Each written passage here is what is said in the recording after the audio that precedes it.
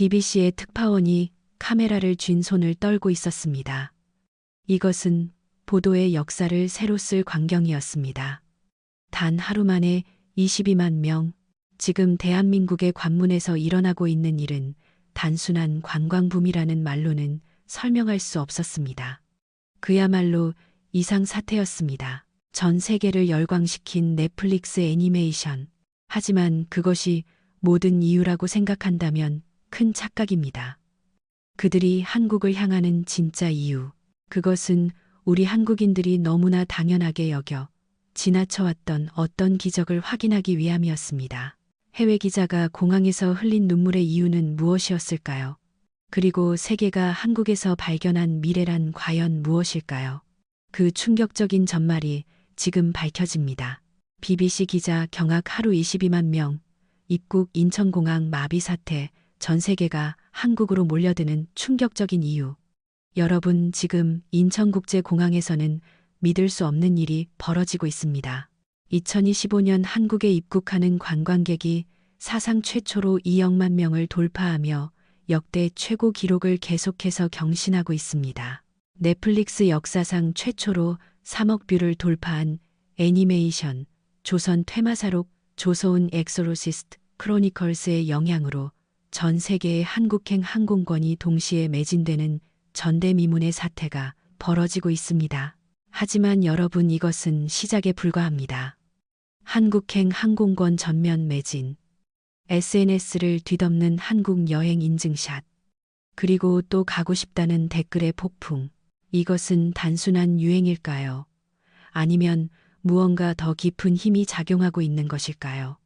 영국의 BBC는 베테랑 특파원을 서울로 급파했습니다. 공항에 내리는 순간 이건 예상을 뛰어넘었다며 경악한 그녀. 그리고 일주일 후 그녀는 한국은 미래의 모델이다라고 공식적으로 보도했습니다. 2억만 명 돌파는 단순한 숫자가 아니었습니다. 한국에 한번 방문한 사람들은 모두가 한국의 팬이 되어 돌아가고 SNS로 입소문을 퍼뜨리며 친구를 데리고 재방문하는 전례 없는 현상이 일어나고 있었던 것입니다. 지금 이 순간에도 누군가는 한국행 티켓을 예매하고 있습니다. 과연 그들이 발견한 진실은 무엇일까요? 충격의 현장을 지금 바로 공개합니다. 잠깐만요. 채널 구독과 좋아요를 눌러주시면 영상 제작에 큰 힘이 됩니다. 저는 에밀리 톰슨입니다. BBC의 아시아 특파원으로 20년간 일해왔습니다. 베이징 올림픽부터 한국의 기술혁명, 싱가포르의 경제 기적까지 모든 것을 현장에서 지켜봤습니다. 수많은 문화붐과 트렌드를 취재해왔지만 그 어떤 것도 지금 제 눈앞에 펼쳐진 현상만큼 강렬한 것은 없었습니다. 한국 관광객이 사상 최초로 2억만 명을 돌파했다는 소식은 단순한 숫자 이상의 의미를 가졌습니다. 조선 퇴마사록이라는 애니메이션이 넷플릭스에서 세계 1위를 차지하고 3억 뷰를 돌파한 직후 전 세계적으로 한국행 항공권 예약이 폭발적으로 증가했습니다. 저는 본사로부터 특명을 받았습니다. 에밀리, 직접 가서 확인해줘. 이것이 단순한 유행인지 아니면 어떤 본질적인 변화인지. 그렇게 저는 런던을 떠나 인천행 비행기에 몸을 실었습니다. 기내 분위기부터 특별했습니다. 좌석 곳곳에서 한국어 회화책을 펼쳐든 승객들이 보였고 한국 애니메이션이나 드라마를 다운로드해보는 사람들로 가득했습니다. 옆자리의 프랑스 청년은 3년 전부터 한국에 가고 싶었는데 드디어 꿈을 이룬다며 들뜬 표정으로 말했습니다. 저는 노트북을 켜고 취재 계획을 정리하면서도 마음 한구석에 의구심을 지울 수 없었습니다. 과연 이 열광은 진짜일까? 아니면 잘 포장된 마케팅의 결과물일 뿐일까?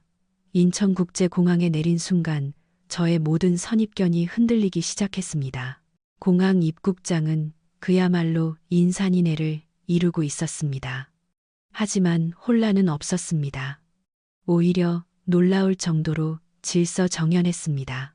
자동 출입국 심사 게이트가 수십 대나 늘어서 있었고 저는 여권을 기계에 대고 얼굴 인식을 하는 것만으로 단 15초 만에 입국 수속을 마칠 수 있었습니다.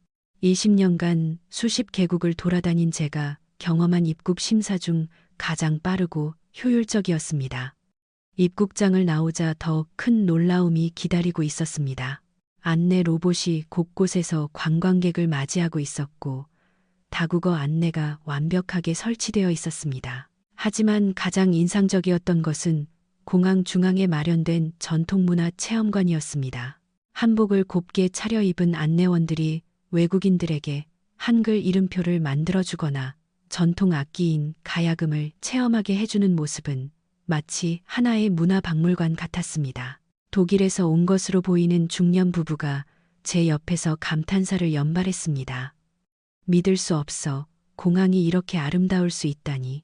프랑스에서 온 젊은 여성은 한복 체험 부스 앞에서 한참을 망설이다 결국 줄을 섰고 미국인 가족은 아이들과 함께 가야금을 튕기며 한박웃음을 짓고 있었습니다. 저는 그 장면을 카메라에 담으며 생각했습니다. 이곳은 단순한 공항이 아니다. 한국이라는 나라와 처음 만나는 무대구나. 하지만 저는 여전히 신중했습니다. 공항은 어느 나라든 가장 신경 쓰는 곳이니 겉만 번지르르하게 꾸민 것은 아닐까. 진짜 한국의 모습은 시내로 들어가 봐야 알 수 있을 것이라 생각했습니다. 짐을 찾고 공항철도 직통열차 LX 타는 곳으로 향했습니다. 표를 사는 과정 역시 놀라움의 연속이었습니다. 자동 발매기가 영어, 중국어, 일본어는 물론 스페인어, 아랍어까지 지원했습니다. 신용카드는 물론 스마트폰 간편 결제까지 모든 수단이 가능했습니다. 저는 카드를 대는 것만으로 티켓을 구매하고 곧바로 플랫폼으로 내려갔습니다. 직통열차는 정확히 5분 뒤에 도착했습니다. 깨끗하고 현대적인 내부는 마치 비행기 퍼스트 클래스 같았습니다. 좌석마다 충전 포트가 있었고 와이파이가 완벽하게 터졌습니다. 차창 밖으로 스쳐 지나가는 풍경을 보며 저는 시계를 확인했습니다. 공항에서 서울역까지 약 40분. 런던 히드로 공항에서 시내로 들어가는 것보다 훨씬 빨랐습니다. 서울역에 도착하자 더 큰 충격이 기다리고 있었습니다. 역 내부는 거대한 쇼핑몰 같았습니다. 수백 개의 상점과 레스토랑이 즐비했고 디지털 안내판과 방향 표시가 완벽하게 설치되어 있었습니다. 하지만 정말 놀란 것은 지하철로 환승하는 과정이었습니다. 저는 다른 호선으로 갈아타기 위해 계단을 내려갔는데 그 규모와 시스템에 압도당했습니다. 서울의 지하철은 제가 상상했던 것 이상이었습니다. 전철이 오는 간격이 3분, 런던 지하철은 평균 5분은 기다려야 하는데 말이죠. 모든 승강장에 스크린 도어가 설치되어 있어 안전했고 다국어 안내 방송이 끊임없이 흘러나왔습니다. 지하철 내부는 청결했고 사람들은 질서를 지키고 있었습니다. 옆에 서 있던 호주 관광객이 제게 말을 걸어왔습니다. 처음 오셨어요. 전 세 번째인데 올 때마다 놀라워요. 우리 동네 지하철은 30분에 한 대 오는데 여긴 3분이라니. 상상도 못할 일이죠. 저는 고개를 끄덕이며 메모를 했습니다. 이것은 분명히 취재할 가치가 있는 포인트다.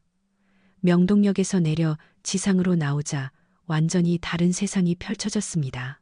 명동 거리는 사람들로 넘쳐났지만 신기하게도 혼란스럽지 않았습니다.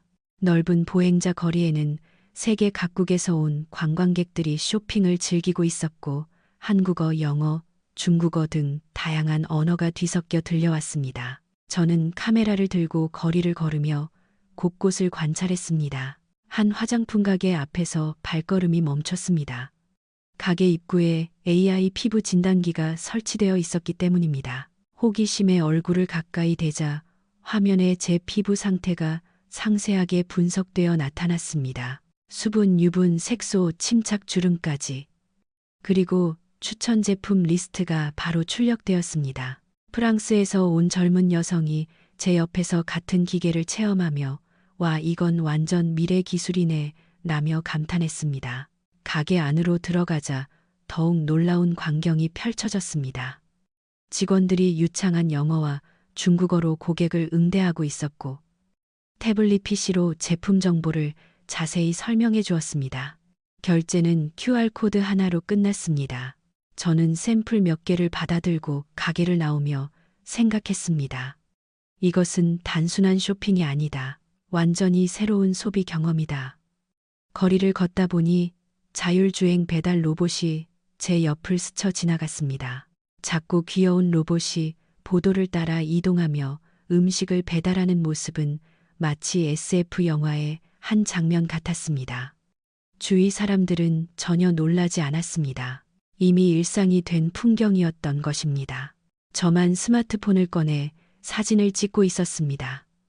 카페에 들어가 커피를 주문했습니다. 테이블 위에 QR코드를 스캔하자 메뉴가 나타났고 터치 몇 번으로 주문이 완료되었습니다. 결제도 자동으로 이루어졌고 3분 만에 커피가 나왔습니다. 계산대에 줄을 설 필요도 직원과 대화할 필요도 없었습니다. 하지만 불편하지 않았습니다. 오히려 효율적이고 편리했습니다.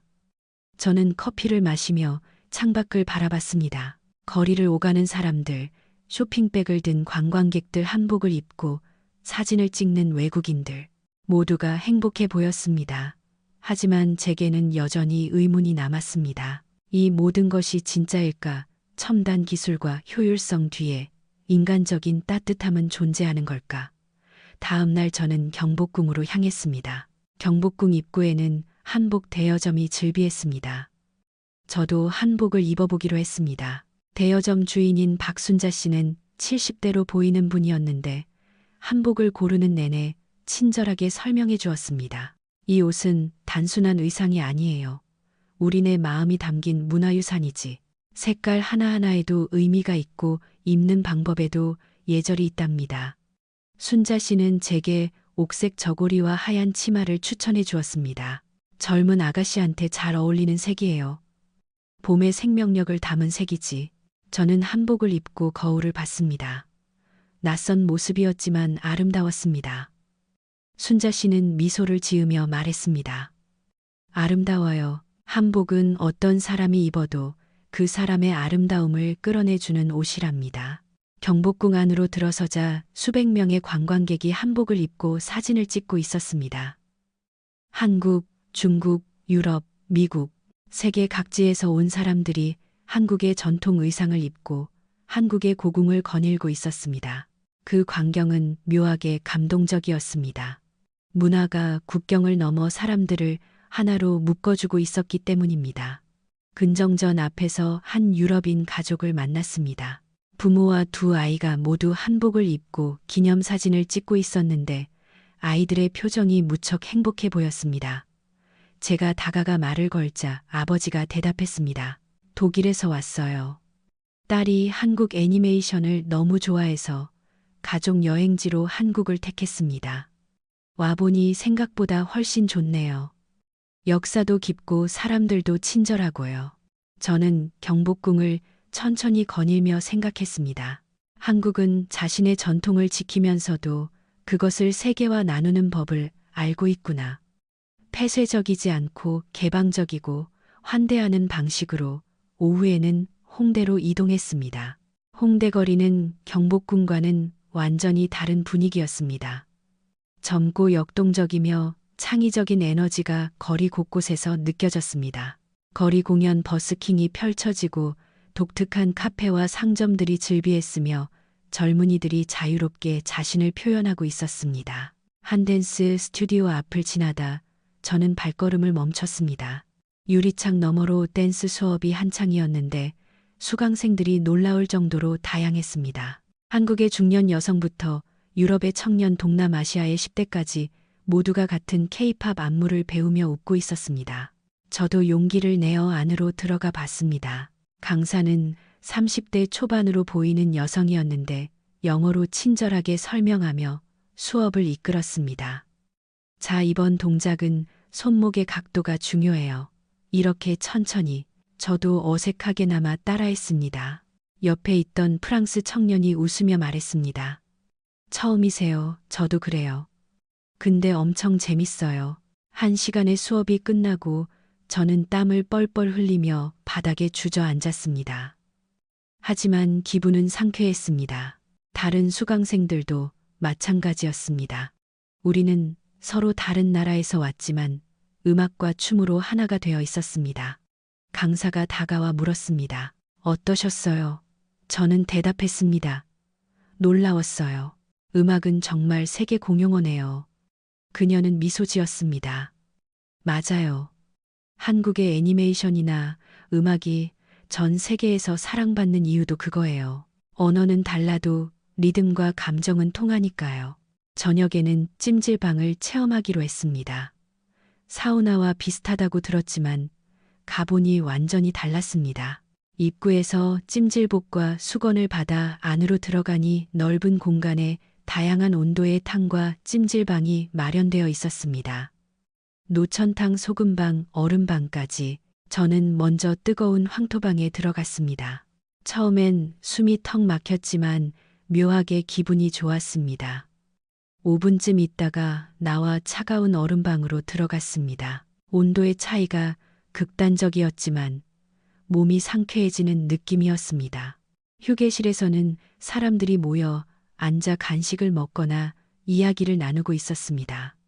스웨덴에서 온 관광객이 제 옆에 앉아 말을 걸어왔습니다. 스웨덴이 사우나의 본고장이잖아요. 근데 솔직히 여기가 훨씬 좋네요. 시설도 다양하고 쾌적하고. 저도 고개를 끄덕였습니다. 그러게요. 이건 단순한 목욕 시설이 아니라 하나의 문화네요. 찜질방에서 시간을 보내며 저는 깨달았습니다. 한국 사람들은 여유를 즐길 줄 아는구나. 바쁘게 살아가면서도 이렇게 몸과 마음을 쉬게 하는 공간을 만들어냈다는 것이 놀라웠습니다. 하지만 저는 여전히 확신할 수 없었습니다. 이 모든 경험이 훌륭하지만 진실성이 있을까? 관광객을 위해 포장된 모습은 아닐까? 일상 속 한국인들의 진짜 모습은 어떨까? 저는 이 질문에 대한 답을 찾고 싶었습니다. 다음 날 아침 저는 특별한 계획 없이 거리를 걸었습니다.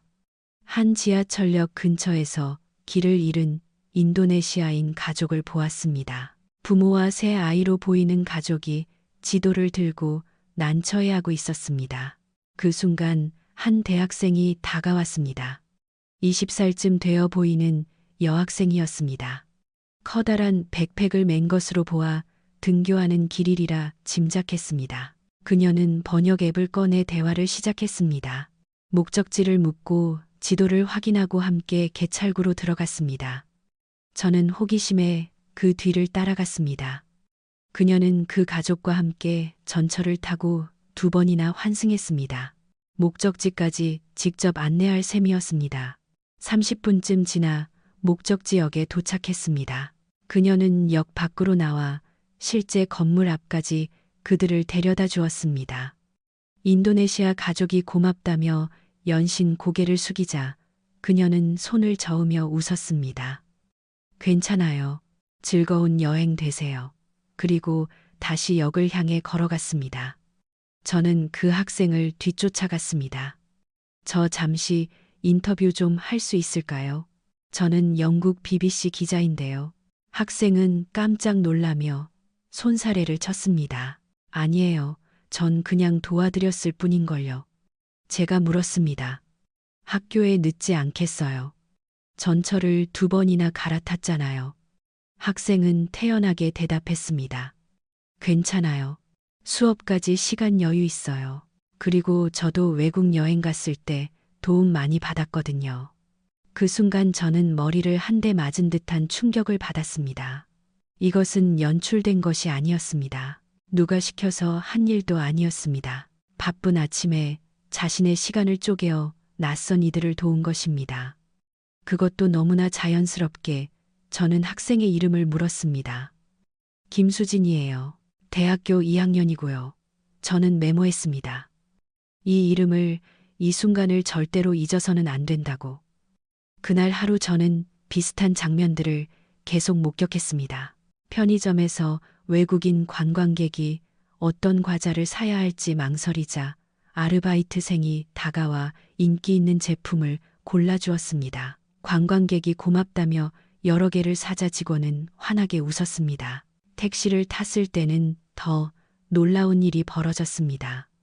기사님은 60대 초반으로 보였는데 제가 외국인인 것을 알아보고 천천히 말을 걸어주셨습니다. 어디서 왔냐고 물으시기에 영국에서 왔다고 대답했습니다. 그는 서툰 영어와 손짓 발짓으로 유명한 맛집들을 알려주기 시작했습니다. 심지어 휴대전화를 꺼내 지도, 앱의 맛집 위치를 표시해서 보여주기까지 했습니다. 목적지에 도착했을 때 그는 요금을 받으며 즐거운 여행 되세요 라고 말해 주었습니다. 제가 팁을 드리려 하자 그는 손을 저으며 사양했습니다. 한국을 좋아해 주시면 그걸로 충분합니다. 저는 차에서 내려 그의 뒷모습을 한참 동안 바라보았습니다. 이런 작은 친절들이 쌓여가고 있었습니다. 제 마음속의 의심은 조금씩 녹아내리고 있었습니다. 하지만 정말 결정적인 순간은 따로 있었습니다. 취재 4일째 되던 날 저는 감기에 걸리고 말았습니다. 환절기 날씨에 무리한 일정이 겹쳐 컨디션이 급격히 나빠졌습니다. 열이 나고 목이 아팠습니다. 낯선 나라에서 아프니 덜컥 겁이 났습니다. 어디로 가야 하지? 병원은 어떻게 찾지 말은 통할까? 호텔 프런트에 문의하자 가까운 병원을 친절하게 안내해 주었습니다. 심지어 예약까지 대신해 주었습니다. 십시에 가시면 됩니다. 걱정 마세요. 통역 서비스도 있으니까요. 저는 반신반의하며 병원으로 향했습니다. 병원에 들어서자 깨끗하고 현대적인 시설에 먼저 놀랐습니다. 접수처에 여권을 보여주자 직원은 능숙한 영어로 안내했습니다. 이쪽으로 오세요. 진료 전에 간단한 검사부터 할게요. 대기실은 쾌적했고 10분도 안 되어 제 이름이 불렸습니다. 진료실에 들어가자 40대 초반으로 보이는 여의사가 유창한 영어로 인사했습니다. 안녕하세요. 어디가 불편하세요? 저는 증상을 설명했고 의사는 차분하게 진찰했습니다. 체온을 재고 목을 확인하고 폐 소리를 들었습니다. 급성 인후염이네요. 걱정할 정도는 아닙니다. 약을 처방해 드릴게요. 하지만 놀란 것은 의료진의 태도였습니다. 최 간호사는 제가 불안해하는 것을 눈치채고 옆에 앉아 천천히 설명해 주었습니다. 약은 하루 3번 식사 후에 드세요. 이건 염증을 가라앉히는 약이고 이건 해열제예요. 이틀 정도면 괜찮아질 거예요. 혹시 증상이 나아지지 않으면 다시 오세요. 그녀는 약 봉투에 영어로 복용법까지 적어주었습니다. 수납을 할 때도 놀랐습니다. 진료비가 생각보다 훨씬 저렴했기 때문입니다. 영국이나 미국이었다면 몇 배는 나왔을 금액이었습니다. 저는 직원에게 이 진료비가 맞냐고 되물었습니다. 직원은 웃으며 대답했습니다. 네, 맞습니다. 건강보험이 적용되어서 이 금액이에요. 병원을 나오며 저는 깊은 안도감을 느꼈습니다. 동시에 깨달았습니다. 한국의 의료 시스템은 첨단 기술과 인간적인 배려가 완벽하게 조화를 이루고 있구나. 아픈 사람을 대하는 태도가 이렇게 따뜻할 수 있구나. 약국에 들러 약을 받을 때도 마찬가지였습니다. 약사는 복용법을 다시 한번 영어로 설명해주며 물을 많이 마시고 푹 쉬라고 당부했습니다. 저는 숙소로 돌아와 약을 먹고 잠이 들었습니다. 이틀 뒤 정말로 몸이 거뜬해졌습니다. 그 경험을 통해 저는 확신했습니다. 한국의 힘은 화려한 문화 상품이나 첨단 기술 그 자체가 아니었다. 그 이면에 있는 사람들의 마음이었다. 낯선 일을 돕는 대학생 손님을 위해 진심을 다하는 편의점 직원, 친절한 택시 기사, 환자를 따뜻하게 대하는 의료진. 이 모든 사람들이 만들어내는 분위기. 그것이 한국을 특별하게 만드는 진짜 힘이었다. 몸이 회복된 후 저는 더욱 깊이 있는 취재를 시작했습니다. 서울의 강남으로 갔습니다. 고층 빌딩이 즐비한 이곳은 한국의 경제력을 상징하는 지역이었습니다. 하지만 제가 주목한 것은 빌딩이 아니라 그 안에서 벌어지는 일이었습니다. 의료관광센터를 방문했을 때 전 세계에서 온 환자들이 치료를 받고 있었습니다.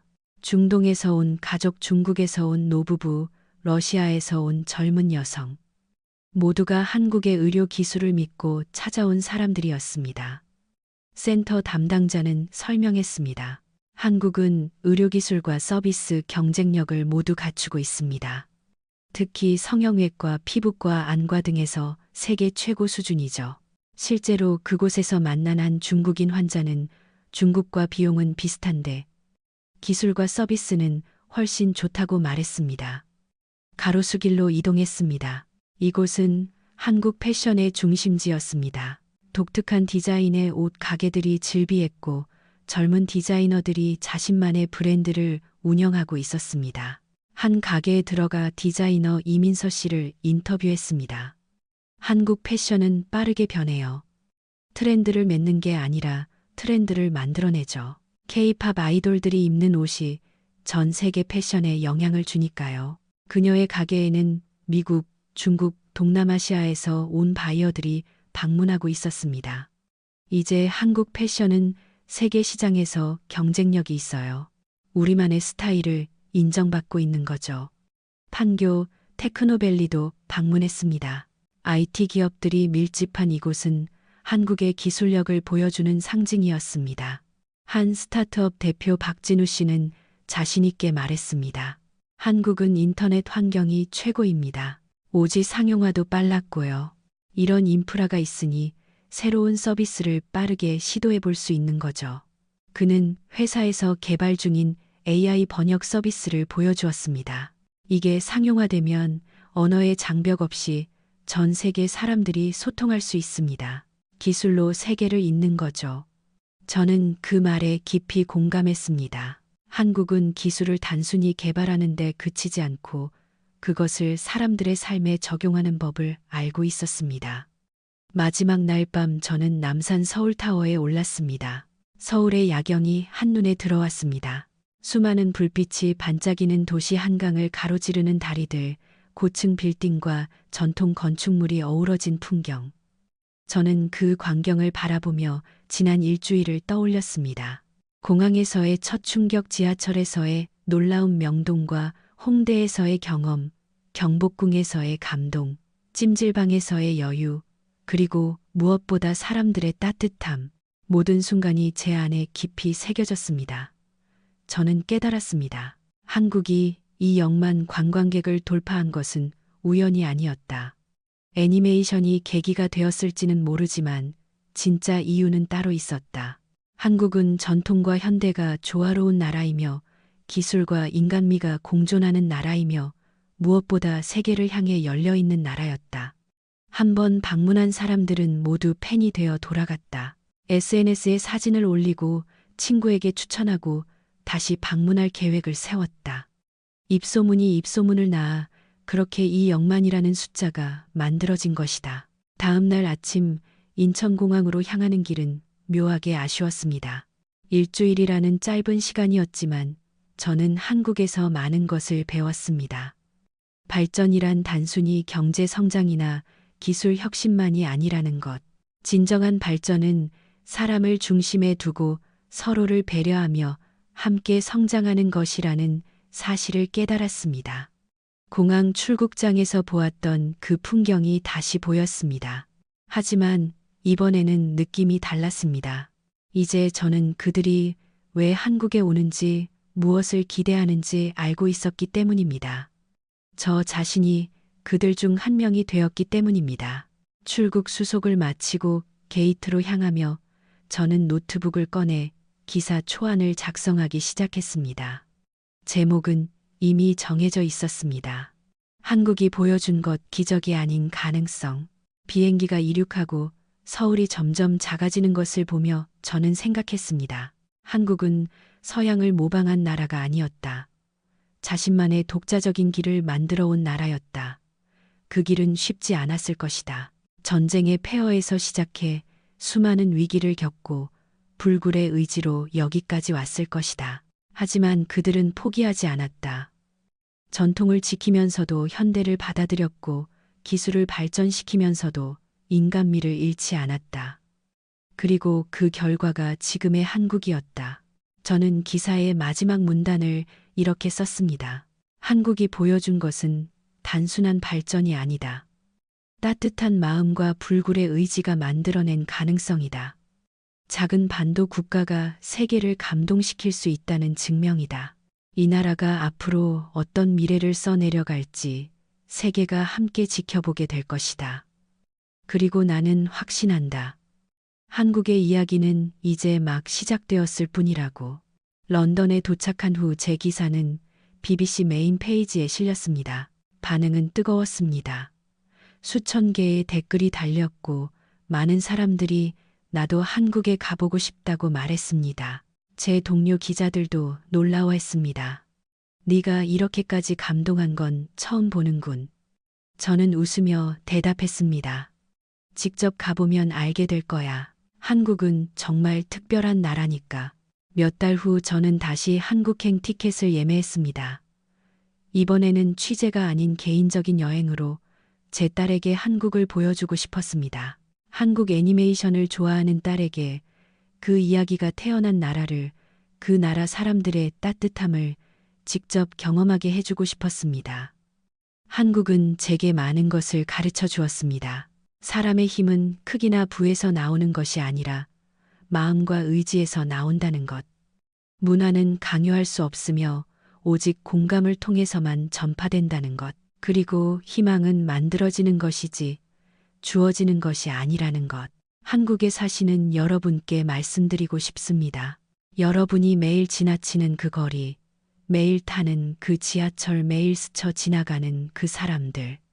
그 모든 것이 얼마나 특별한지 알고 계신가요?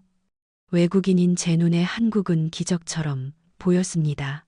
하지만 그것은 기적이 아니라 여러분 한 사람 한 사람의 친절과 배려, 그리고 불굴의 의지가 만들어낸 아름다운 현실이었습니다. 바쁜 아침에도 길 잃은 사람을 돕는 대학생, 외국인 손님에게 진심으로 제품을 추천하는 편의점 직원, 맛있는 식당을 알려주는 택시 기사님, 환자를 따뜻하게 대하는 의료진, 모든 작은 친절이 모여 세계를 감동시키고 있습니다. 여러분은 전쟁의 폐허 위에서 일어나 세계가 놀라는 나라를 만들어냈습니다. 전통을 지키면서도 현대를 받아들였고 기술을 발전시키면서도 인간미를 잃지 않았습니다. 혹시 여러분 중에 지친 분이 있다면, 희망을 잃은 분이 있다면 이것만은 기억해 주세요.